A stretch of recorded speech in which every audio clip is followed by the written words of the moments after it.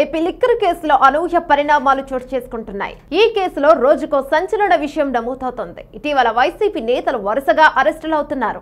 అంతేకాకుండా నిందితుల విచారణలో కీలక విషయాలు వెలుగులోకి వస్తున్నాయని సిట్ అంటుంది. ఇదే కేసులో అరెస్ట్ అయిన నిందితుడు వరుణ్ ఇచ్చిన సమాచారంతో ఈ మధ్యనే హైదరాబాద్ శివారు ప్రాంతంలో 11 కోట్లు ఉన్న బ్యాగును గుర్తించినట్లు సిట్ పోలీసులు తెలిపారు.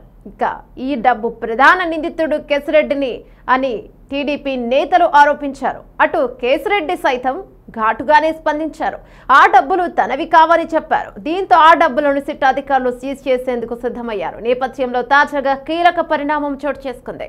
కేసిరెడ్డి విజయవాడ ఏసీబీ కోర్టును ఆశ్రయించారు. 11 కోట్లను బ్యాంకులో డిపాజిట్ చేయకుండా అడ్డుకోవాలని న్యాయవాదులు కోర్టులో పిటిషన్ దాఖలు చేశారు. సీజ్ చేసిన నోట్ల సీరియల్ నెంబర్లు నమోదు చేయకుండా బ్యాంకులో డిపాజిట్ చేస్తున్నారని అభ్యంతరాన్ని వ్యక్తం చేశారు. దీంతో విచారణ చేపట్టిన ధర్మాసనం సిట్ ఆఫీసర్ తక్షణమే హాజరు కావాలని ఆదేశాలు జారీ చేసింది. దీంతో కేసు కొత్త మలుపు తిరిగింది. 3 రోజుల ముందే సిట్ 12 అట్టపెట్టెల్లో భద్రపరిచిన 11 కోట్ల నగదును సీజ్ చేశామని తెలిపింది. రంగారెడ్డి జిల్లా శంషాబాద్ మండలం కాచారంలోని సులోచన ఫార్మ్ గెస్ట్ హౌస్ లో లిక్కర్ స్కామ్ కు సంబంధించిన నగదును స్వాధీనం చేసుకున్నామని తెలిపింది. ఇక ఈ కేసులో పట్టుబడిన 11 కోట్ల నగదును మాచవరం పరిధిలోని ఎస్బీఐ బ్యాంకులో వెంటనే డిపాజిట్ చేయడానికి అధికారులు సిద్ధమయ్యారు.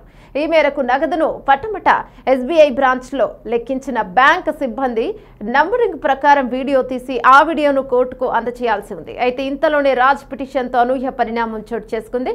డిపాజిట్ చేయకుండా నంబరింగ్ చూడాల్సి వచ్చింది. దాదాపు ఏడాది నుంచి ఈ డబ్బు ఇక్కడే ఉంది అని సిట్ అధికారులు చెప్తున్నారు.